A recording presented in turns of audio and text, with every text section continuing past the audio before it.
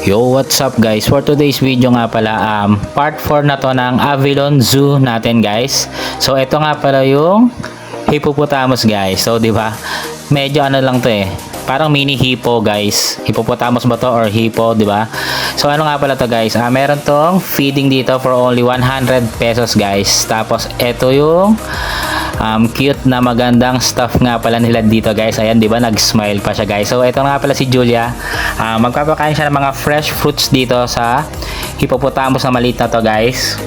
So ito, meron pa dito si Hana yata yung name ng hippopotamus guys. Yung stuff, hindi ko natanong yung pangalan. Pero ito natandaan ko, Hana yata yung pangalan ng hippopotamus ito guys. So ito, tinry na ni Julia Clay mag-feed ng hippopotamus guys. Tapos tingnan nyo yung ngipin niya, no? May 2 piraso lang dun sa gitna. Ang laki-laki nung bibig niya, pero nakakatakot din, di ba? Parang kayang kumain isang buong bata.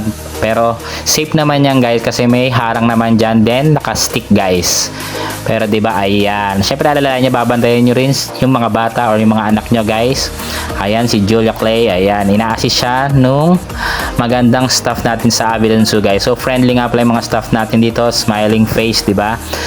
Tapos dito naman tayo. So umuulan-ulan na dito guys. Medyo lumalakas na yung ulan dito kasi tag-ulan to. July nga pala kami nagpunta rito, medyo tag-ulan na. Pero ito yung mga baboy ramo o yung mga baboy nila dito guys, o wild pigs. Ayan, no. O di ba, mga or native pig yan or baboy damo guys. Ayan. Tapos ito may mga ibon pa rin dito guys. Iba-ibang klaseng kinds of birds. Ano ba yan? Iba-ibang klase kinds of birds pa. Basta ayan, maganda rin to. Nababasa na sila pero nung lumapit kami, parang lumapit din siya, parang nagpakit siya, nag-flex pa siya dyan. Tapos ito, buti na lang nung tag-ulan na ito, ayan. May mga iguana ba yan? Iguana, ano ba tawag dito sa mga to? Bayawak. Ito mga lizard, kind of lizard guys. Iba-ibang kulay, may green, medyo parang ito, parang may mga red. Ito, gustong-gusto nila dyan kahit naulan, di ba? Naka-posing pa rin sila dyan sa branch na yan guys. So, okay naman kahit umulan, pero syempre mas maganda kung medyo maaraw kayo pumunta guys.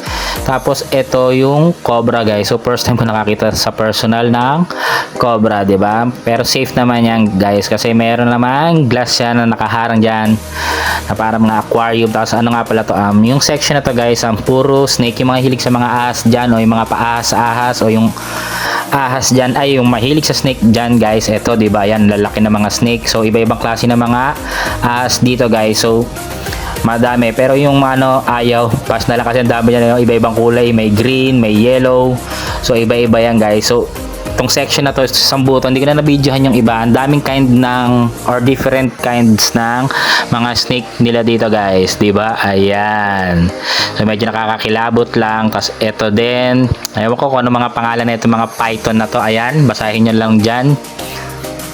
Yan, may mga snakes sila dyan. Pero safe naman sila dito guys. Yan, marami to, malawak to, puro aquarium tabi-tabi yan. So, tapos dito sa huling-huli na guys, sa dulo na to banda may mga eagles din sila dito. Pwede kayo mag-selfie picture dyan guys. Ayan, may mga different kinds ng eagles or big bird. The eagles to guys. So, ito yung parang ma-brown. O, diba? Diba? Enjoy yan. So, ang lakas na ng ulan yan. Buti last na to guys. Tapos yan, pauwi na rin kami dito. Ito na yung pinakahuli namin. Tapos, 50,000 steps nga pala yata. Ayan guys, makikita nyo na rin. Pero may enjoy, hindi nyo na mamamalayan sa sobrang mag-enjoy yung mga bata, yung mga anak nyo dito, pamangkin nyo, kaibigan, kahit girlfriend nyo, kung may girlfriend kayo, sana all.